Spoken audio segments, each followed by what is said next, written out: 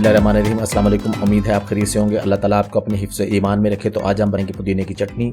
पुदीने की चटनी बनाना बहुत आसान और बहुत ही मज़ेदार, और यकीनन आप ये रोज़ बनाकर खाएंगे और हर चीज़ के साथ इस्तेमाल होती है, दही बल्लों के साथ इस्तेमाल होती है ख़ासकर।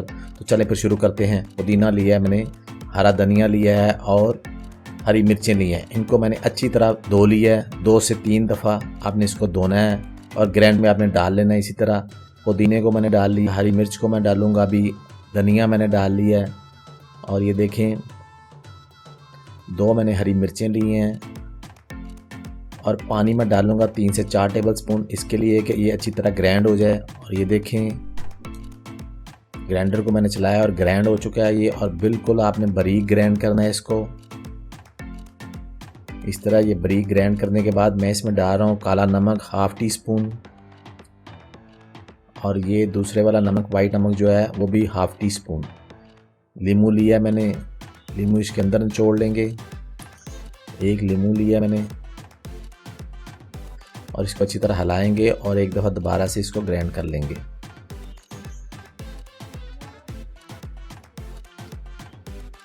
और ये देखें ग्राइंड हो चुका है दोबारा से और ये मिक्स हो चुका है। और मैंने लिया दही, ½ केजी दही है,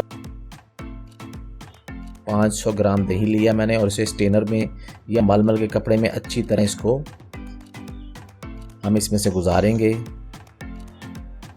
आपने क्रीम के बगैर दही लेना है, क्रीम वाला दही नहीं लेना। क्रीम अगर आपके दही के ऊपर होगी तो उसको उतार लें, और स्टेनर से यहाँ के आपने मलमल के कपड़े से इसको ज़रूर, ये अंदर से आपके जितने भी इसके डॉट्स होंगे ख़त्म हो जाएंगे और ये बिल्कुल मुलायम बन जाएगा और ये यकजा हो जाएगा दही। और इस तरह करेंगे तो आपकी चटनी में ज़रा से भी वो नहीं आएंगे कि जो गिल्टियाँ होती हैं वो नहीं आएंगी इसमें दही में। ये देखें इस तरह बन जाएगा आपका दही। इसके बाद जो हमने चटनी बनाई थी वो इसमें शामिल करेंगे और इसको हिलाएंगे।